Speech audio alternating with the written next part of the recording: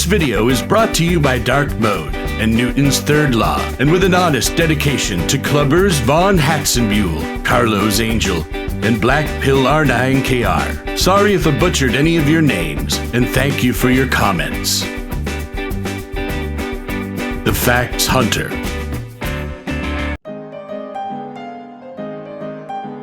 Five predictions Gonzalo Lira, the clown of Kharkiv, got wrong. Hi there. I'm here in Kharkiv, Ukraine, eastern Ukraine. I am 40 kilometers from the border with Russia. And here we are all waiting for the invasion. Look around you. Look how terrified we all are. Just waiting around. Wait a second. We're not waiting around for any invasion because nobody here over the age of 12 or with an IQ of over 90 seriously thinks that there's going to be an invasion, because it's bullshit. I mean, even the president of Ukraine has been talking about, not panicking over something that is not going to happen. So I woke up to this morning.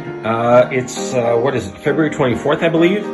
And let me just get on screen here.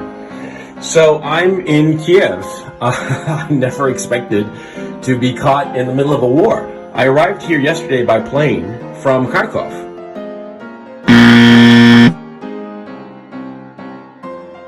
And I am here 40 kilometers from the Russian border. Kharkiv is the first city that will be taken in any potential war between Russia and Ukraine.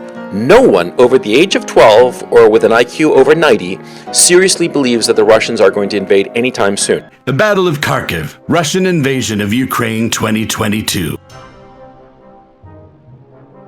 The First Guards. Tank Army could not break the resistance of the Ukrainian 92nd Mechanized Brigade. Unable to take the city of Kharkiv with a direct assault, the First Guards Tank Army divided into two groups to bypass the city to possibly envelop the Ukrainian units inside the city. The First Guards Tank Army's attacks on Kharkiv were repelled on February 27th. And on the 28th, Ukraine set a defensive line between Chuhuiv and Balaklia, preventing Russians from encircling Kharkiv and moving towards Poltava and Dnipro. Ukrainian defenders stopped the Russian invaders. The front remained stable for 2 months. On April 18th, the Ukrainians counterattacked.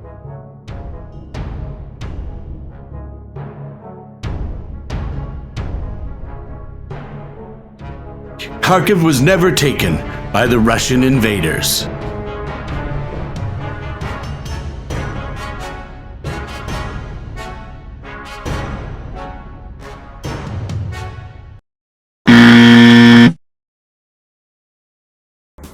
So it's about 9 a.m. on Monday, February 28th, 2022. As you can see, that's the VIP club of the Premier Palace Hotel. I'm walking down to Khreshchatyk, and I'm going to the supermarket to get some food. They've announced that it's okay to go to supermarkets and pharmacies. The problem that we're having is that because of the weapons that the Zelensky regime handed out willy-nilly in the last few days, a lot of criminals have these military-grade weapons, quite frankly. And so there's been robberies, there's been looting, there's been rapes, there's been all kinds of havoc because of these criminals. And it's known for a fact that a lot of the shooting that went on last night in Kiev had nothing to do with the Russians. The Russians were 10 kilometers or more away from these shootings, so it was clearly probably gang-related, gangs settling scores and shooting one another. That's something that the Western media is not talking about, of how the Zelensky regime, by handing out weapons, has basically given weapons to all the criminal elements in the city. And the criminal elements in the city are, first of all, figuring out their dominance hierarchy and this anarchy that the government has created. And soon enough, once that's settled, they'll start targeting the civilians. Regards from Kharkiv, eastern Ukraine. You know that the war in our country is already going through several months. However, what you might not know is that this particular city is being under constant shelling and missile attacks since the first day of the war.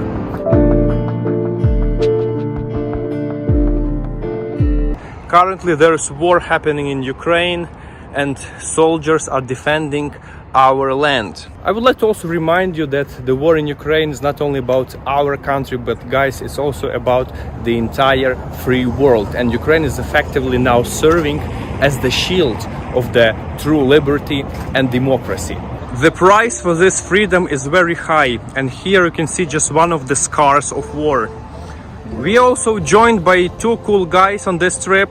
Catalin from Romania, and Hrvoje from Croatia, with whom we actually spent some time already. It is still hard to process that we are actually living in the war, and like just look at this, right? It's crazy. Like, what do you feel when you see this?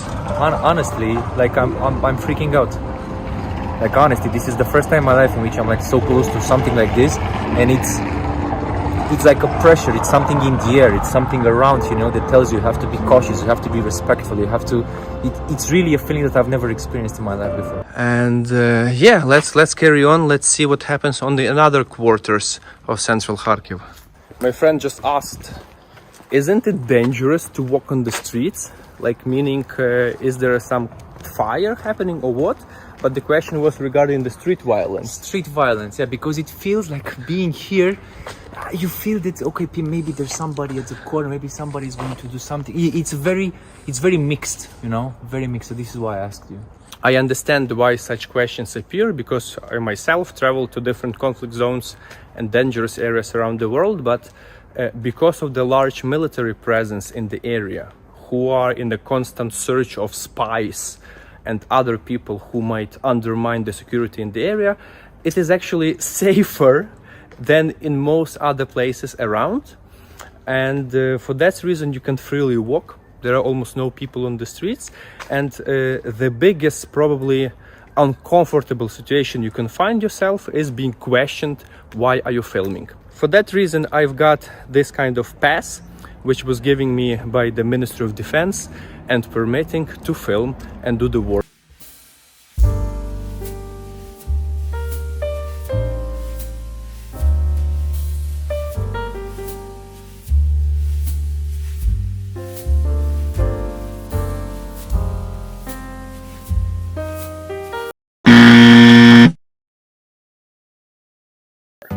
You know, the weather has turned horrible here. Let me tell you, a couple of days ago, there was like a light to medium snowfall. Well, light to medium snowfall for Ukraine, right?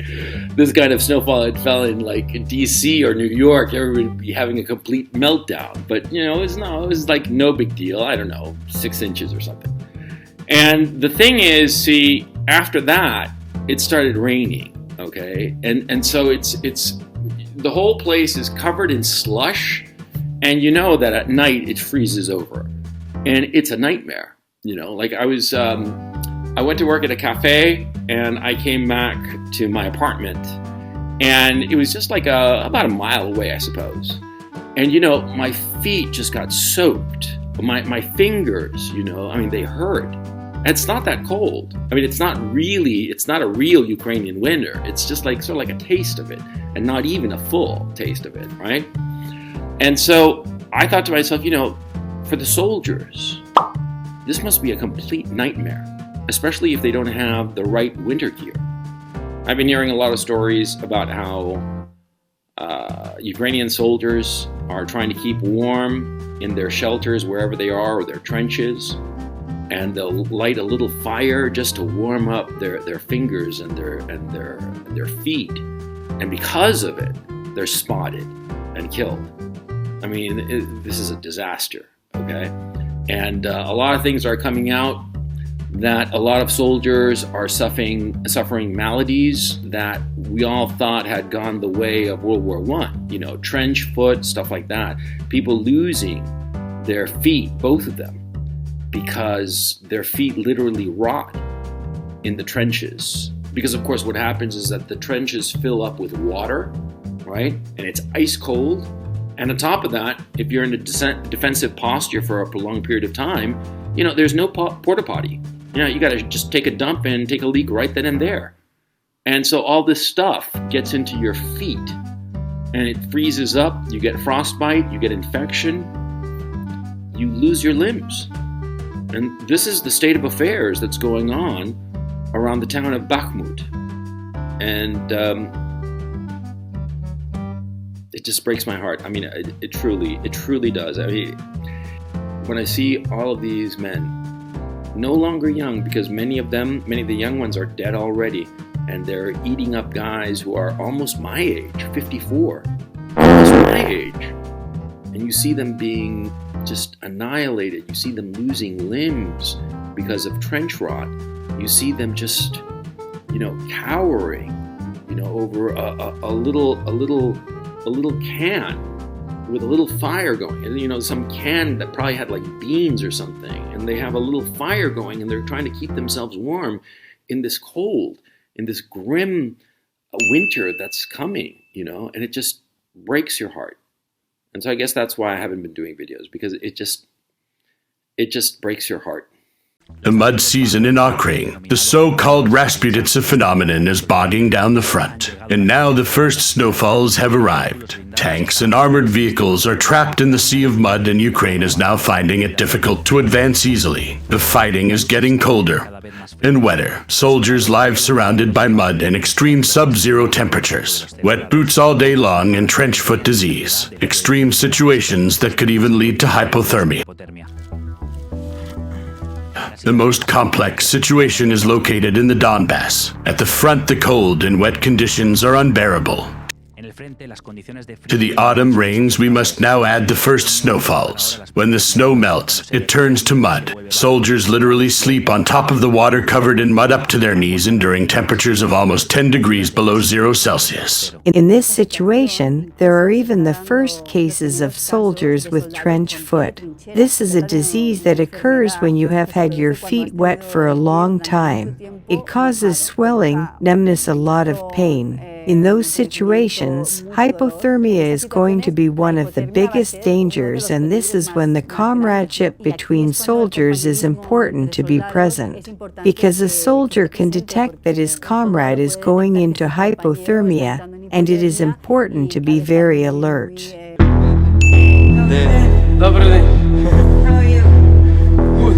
The morale of the soldiers is going to be decisive in overcoming the extreme conditions of the coming months. Ukraine, they have that going for them. The allied countries are equipping them with the right equipment, but above all, and most importantly, they are fighting for a clear goal: to defend their land, their homes. Ukraine will continue to move forward. There are some analysts who believe that the winter will stop the war. But no, this war will continue, because we have to take into account that Ukraine has just one Kherson. Months before, Ukraine recaptured the Kharkiv region. And this is Ukraine's momentum. Ukraine will not stop. It will continue to the Donbass. And Bakhmut will be the big battle, day and night.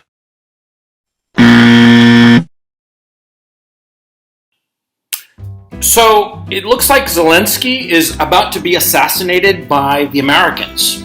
And I know it sounds insane to be saying this, but it's true. I just heard, not 20 minutes ago, I heard that Jake Sullivan, the National Security Advisor, who's the head of the National Security Council, the most important national security aid that President Biden has, and of course, one of the puppeteers behind the Zelensky regime. Well, he said at the Aspen conference, which is a conference of spooks and intelligence types, that Zelensky should be very afraid for his personal safety. Oh, God. I mean, dude, it's unbelievable. He is saying, Jake Sullivan is saying, that Zelensky is going to be killed. We'll never know. And we can speculate till the cows come home, because, recently the head of the SBU, he was fired. He was the best friend of Zelensky from childhood, and he was fired by Zelensky, and then later Zelensky walked it back and said, no, he's not fired, he's just suspended. And, what kind of palace intrigues are going on? Who knows? But clearly, this kind of palace intrigue starts happening when the situation starts to deteriorate, when it becomes clear to the participants that they are on the losing side. Do you see these kinds of palace intrigues with the Russians? No, you do not. The Russians are all on board. They are all behind Putin. Putin looks like a winner. Whenever he gives a speech or whatever, he is a winner. Everybody's on board. Everybody's, singing from the same hymnal. He's their guy. They're winning. Whereas the Zelensky regime, they know that they're losing. And all the PR stunts and all the ghosts of Kiev and God knows where else, they're not going to change. I mean, you can't win a war with ghosts. You can't win a war with tweets. You need to win a war with, soldiers, artillery. The war is lost. The Zelensky regime is panicking. All kinds of palace intrigue is going on. And now Jake Sullivan starts talking about his fear for the personal safety of Zelensky. They're going to take him out. Because, of course, from the point of view of the Americans, it makes more sense to have a dead Zelensky than a living one.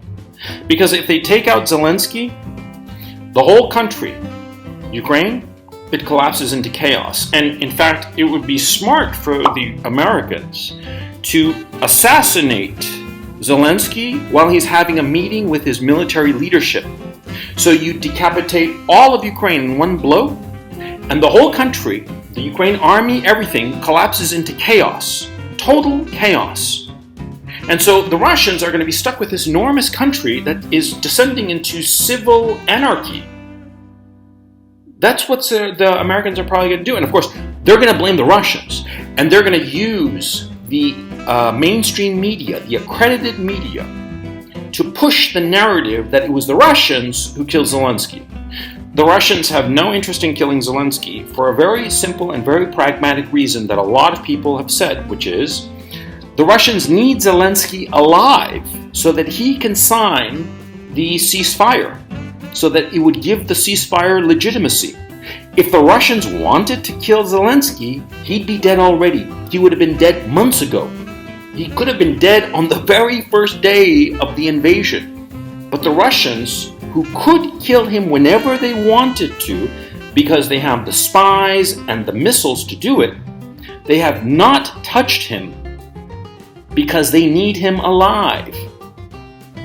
But Washington no longer needs Zelensky alive. He's more valuable as a martyr because they can point the finger at the Russians and say, the Russians did it! Those evil Ruskies killed Saint Zelensky!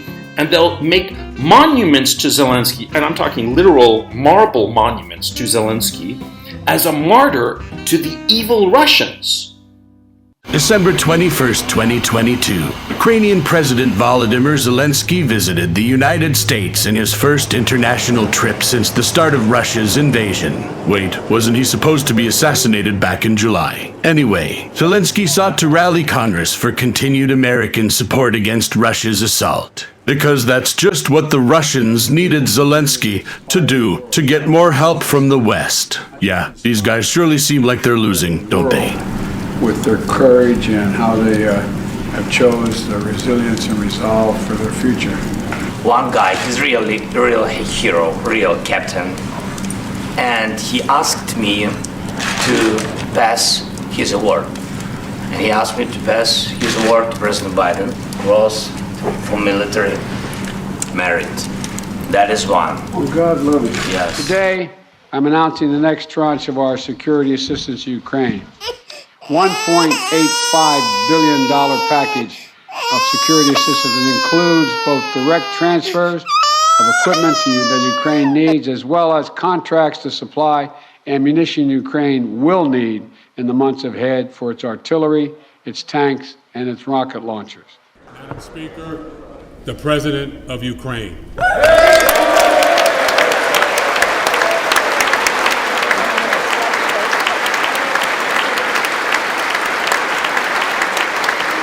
Against all odds and doom and gloom scenarios, Ukraine didn't fall.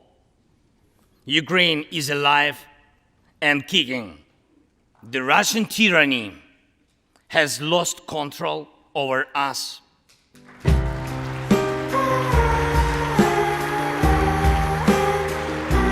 And it gives me Thank you for both financial packages you have already provided us with and the ones you may be willing to decide on. Your money is not charity.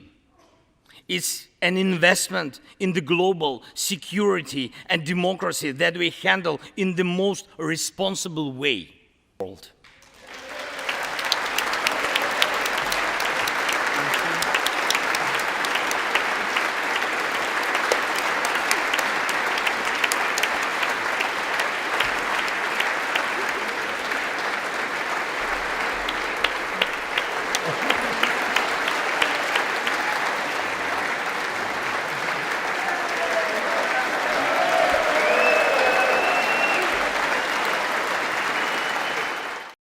We're learning today the extraordinary planning that went into President Biden's secret trip to war-torn Ukraine. It was a visit shrouded in secrecy, to say the least. There was no hint of the drama to come when the president was seen enjoying date night with the First Lady at a D.C. restaurant Saturday night.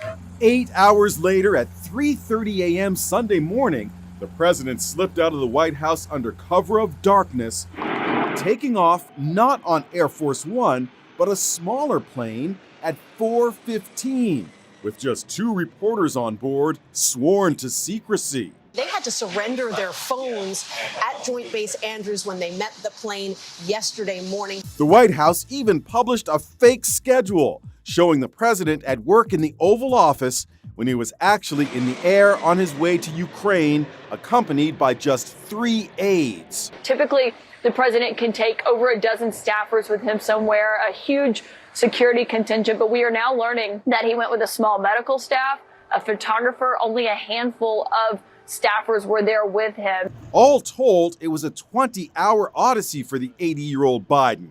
The 2 leaders didn't flinch when an air raid siren rang out as they crossed Kiev's central square to lay wreaths at a monument to the thousands of soldiers killed in the war.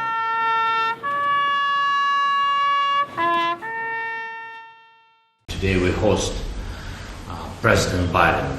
That is so important signal for us, and all we are proud of it. Thank you very much for coming, Mr. President. That is a huge moment of supporting of the Ukraine. Presumptuous of me to say this, but I thought it was important that the President of the United States be here the day the attack began. Because as the President remember, I was warning the world that he was going to attack. I was certain of it. Oh, wait a second. We're not waiting around for any invasion. I thought it was critical that nobody here there would not over be the any age doubt, of 12 or none with an whatsoever, IQ of over 90 about U.S. seriously support thinks that there's going to be an invasion. in their war against Because the brutal it's bullshit. attack by Russia. Morning, Mr. President.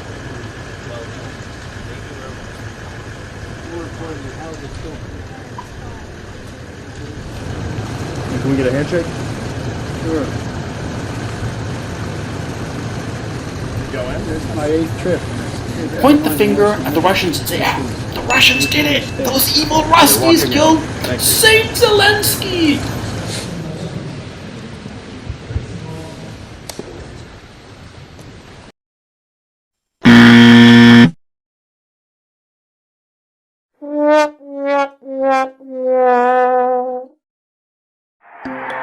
Bonus round. Все. Всех победим, всех убьем, всех, кого надо, ограбим. Все будет, как мы любим. Давайте с Богом.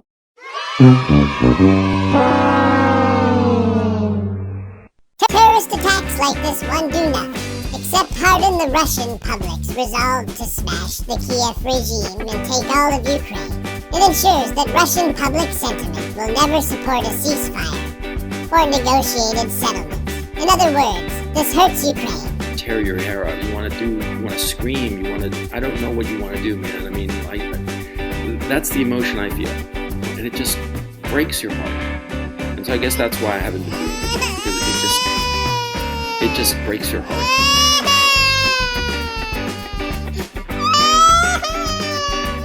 Thank you for watching. Like and subscribe for more.